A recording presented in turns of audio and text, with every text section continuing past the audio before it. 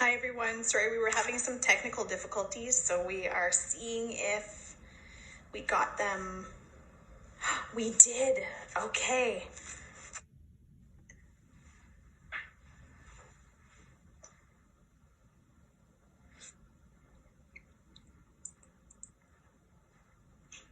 Fingers crossed. We're connecting. Hang on here, guys. Isn't technology fun, Steve? This has got to be a young person, old person thing right here because, for those of you following, the problem was I was using my MacBook to connect. This is the first time I've seen an app on a phone work better than the client on a browser.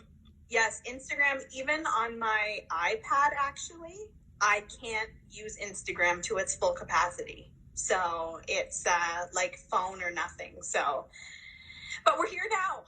We got it. I had to literally download the app and get it set up. Well, I know, and before you had come on originally, I told everybody that you had downloaded Instagram, period, for us. So we appreciate that. But now I've learned something because I will make sure to put my instructions from now on that it has to be from a phone. So that's good to know because I wouldn't really have put it together either. So thank you. I'm so glad that we're able to connect. That's awesome. We got it figured out. I'm sure some of our listeners will hop back on now that they see that we're live. And then we always post the interview anyway, so people will be able to watch it. So I'm glad we were able to still do this. Before we start, these people that are tuning in, they know way too much about me already. So do you mind just sharing with us a little bit about yourself? Sure, yeah. So I'm a professor of psychology at the University of Toronto Scarborough, and I teach mostly introductory psychology and have for 2 decades now, I guess. Also taught that course, so there's an introductory to psychology course there as well. That's my teaching, my research. I'm really focused on educational technology, but also because I know a little bit about a lot in psychology. When certain world events happen, the media comes chasing after me to comment on something and give a psychological perspective. And that has been my life for the last 3 weeks mostly, and creating a course that kind of came out of all that. Yes, absolutely. So that's how I kind of was introduced to you. Is there was an article in Academica, which I follow daily, where it talked about your course. So of course, the course is called Mind Control: Managing Your Mental Health During COVID-19. So that right away was like super interesting to me, and I immediately contacted you to see if we could add that resource to our My Wellness website, which you were very happy to let me do, so I appreciate that. So this idea of mind control, I mentioned to you yesterday, I've started going through the course myself, and right away one of the things that stuck out to me was the way you described this idea of mind control. So how are you using that term as it relates to what we're going through with the pandemic? Yeah, so there's this relation between the mind and the body, literally, and quite often we just kind of do their thing. We just stay out of their way, and literally the thoughts we have can influence our body, and feelings from our body can influence our thoughts. And if you allow this to just go on its own in the presence of a threat, which is what we have now, this will tend to produce a lot of anxiety. Your body will sense the threat and want to react to it. It'll literally want to fight it, and that's energy, and they're breathing fast, and our brain senses that and feels worried, feels anxious about what's going on. And again, that makes our body more heightened, which makes our thinking more. So we get into a bit of a negative. And I think the important part of I believe if people understand this, it's a pretty simple way. If people understand it, then drive some pretty simple strategies for kind of getting a break from things. I'm never going to get away from it totally. We probably don't want to, but we want to be able to manage. We want to say enough, and there are ways. Yeah, absolutely. This, the term anxiety is one that we already hear like on a daily basis. I myself, again, people tuning in know already I'm diagnosed with anxiety, so it's just like at an elevated level for me and for a lot of people. And we've heard from a lot of our students too that we support that this is kind of uncharted waters for them, but they're kind of feeling it. So as we navigate through this new normal, in the course, you talk about learning how to kind of manage that anxiety response. Can you talk a little bit about that? Yeah, so there's sort of two approaches I talk about. One, distractions, but the more direct approach is really learning to. Now that sounds, to the relaxation, not really. And you formally learn how to put the body into a relaxed state.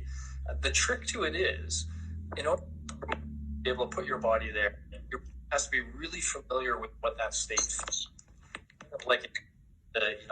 Think about relaxation, what it feels like for anxiety to drain, and what it feels like to be relaxed. And if you get really familiar with that feeling, you can actually, this is the mind control, you can actually command it. It's like a Jedi mind trick where you can just tell your body, you can feel the anxiety raise, and you can say, no. But you do that not by thinking, I don't want to be anxious, but you do it by thinking, no, push to relax, go to relaxed state. And so I have a guided relaxation audio where people can lay down and kind of go through this process that is just about acquainting them with that state, getting them really familiar with what relaxation feels like. And so that's something they can work on. And the more they work on it, the better they can come at sort of taking direct control.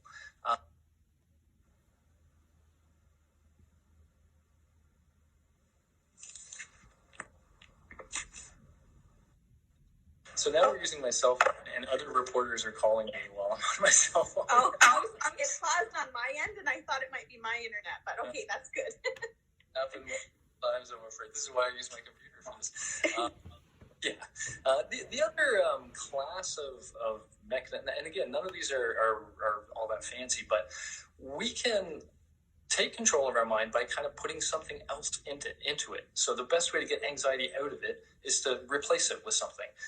And so all of us have some activities. And my latest one, I'm in a band, and I've had these original songs floating around my head forever. And I try to get them out of my head, and my drum have time to do everything we want to do. And so he tells me, figure out GarageBand, and you can use GarageBand to do this. And I haven't had time, but now I do. Right. So, I'm down there doing that. Hours can pass, and I don't think about COVID at all.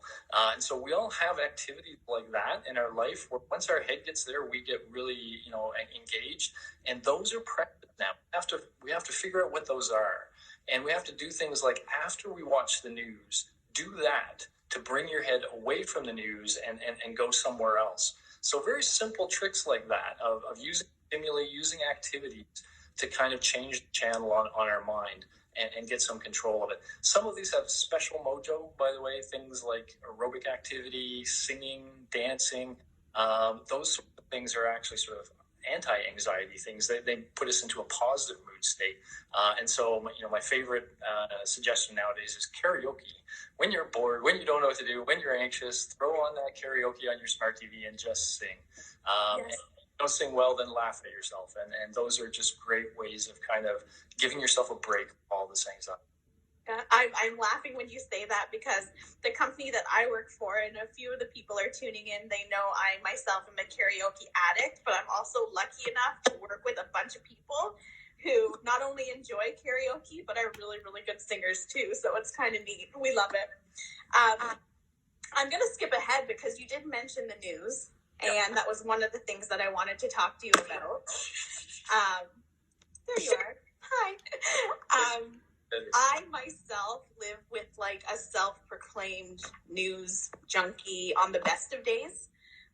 But now here we are. The news has become important in our lives because there are things being reported every day that affect us. And of course, I think all of us tune in hoping to hear kind of like the switch is going to be flipped and we're going to get back to normal. But what are some of the negative effects that this constant bombardment of the news is having on us? Yeah, well, the first thing is it's almost dangerous, and it's addictive qualities right now. So there's a key in psychology to addiction. If something rewards us in a sort of random way, so that even if we just got rewarded, we think, oh, there might be another reward just around the corner. Then we keep going after it. And this is why we're all addicted to our cell phones, by the way. We post something and we wonder if somebody shares it or something. And then every now and then we look at when somebody has done something positive. That makes us feel good. But the moment we put our phone down, it could be that somebody does something positive again. And so I want to check again in case it's there. And we start checking our phones. I don't know what the stats are, some ridiculous number of times a day. The news right now, it's rewarding to us as information.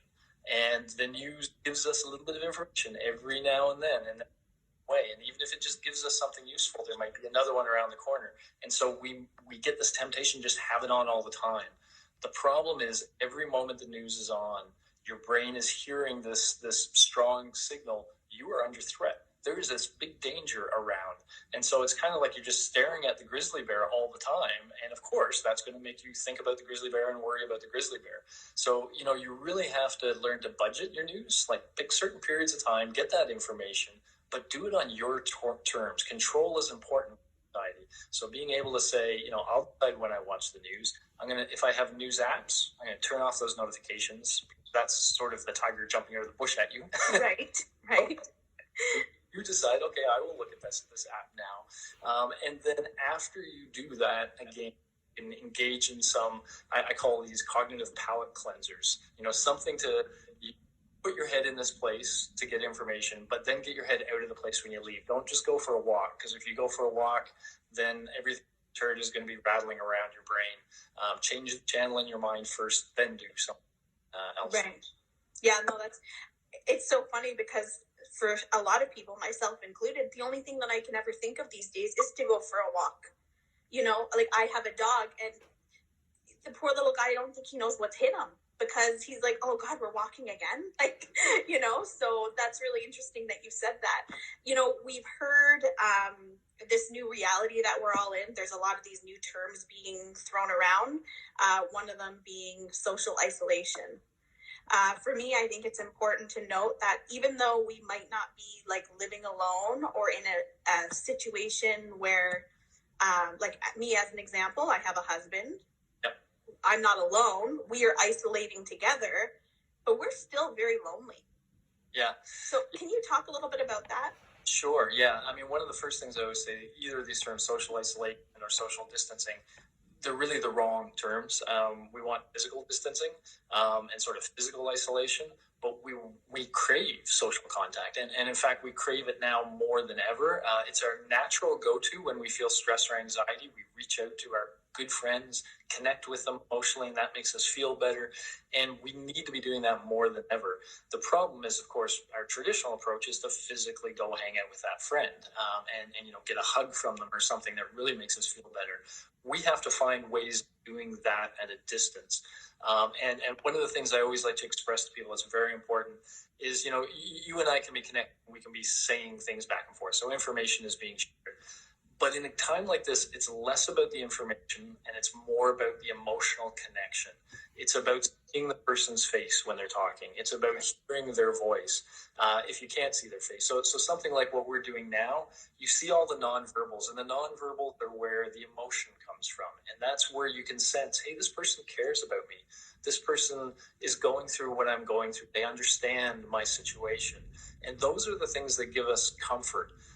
And so, I really worry about some of these older people who aren't so tech friendly. Right. And for those people, I recommend to anybody, but especially to families, if you can adopt a person or two like that during this and just say, I'm just going to call you every day. We'll just talk about anything. Doesn't matter. But just, let's just spend a little bit of time checking in, seeing how you're doing. For the person you connect with, that can be hugely valuable to them. But it's you doing something. It's you being a positive force at this time, and that will make you feel better. So, I really recommend don't social. In fact, think of those friends you haven't talked to forever, or that family member where, maybe you haven't been on the best of terms, and right. It's a great time to reach out and kind of reconnect with people. The more social activity, that would be part of my day now. I would put in a chunk, I'll have a chunk of karaoke, but then have a chunk of social connectivity. Those are the antidotes to the news and just everything that's happening. Absolutely. So one of the things that you've kind of done, I'm going to speak for you now, in my opinion, you've created this course as something to kind of invest yourself in, but also to help others. So can you tell people about the course, where they can access it? Yeah, sure. So just a little quick story on the genesis, because as I mentioned, sometimes reporters will reach out to me, and it's kind of interesting because the way I think of it is that the reporters are relaying to me concerns that are on people's minds. And so they hear about these concerns and they're trying to get the answers. And so they were often saying, can you give some tips about how to manage anxiety? And I'd give a quick tip or two. But in the back of my mind, I know that if you understand why some suggestion makes sense, it's much easier to follow.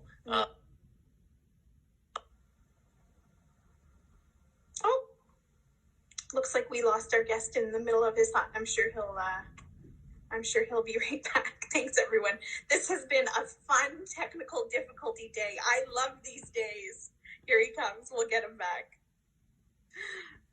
Thanks, everyone, for your patience. We're back. Hey. We're learning to adapt. Okay, so long story short, I felt like I was giving quick answers, but I really wanted to give a more thorough answer that, I'm a teacher. That's what I do, and I teach psych. So the idea of the course was, let's just try to make people understand where the anxiety comes from. What is this? It's no deep Freudian kind of thing. It's just this basic system, a physiological system we have to respond to threat. But it's meant to be short-lived. It's meant to be, okay, there's a bear in front of you. You either fight it or you run away. Here's all this energy. Go do something.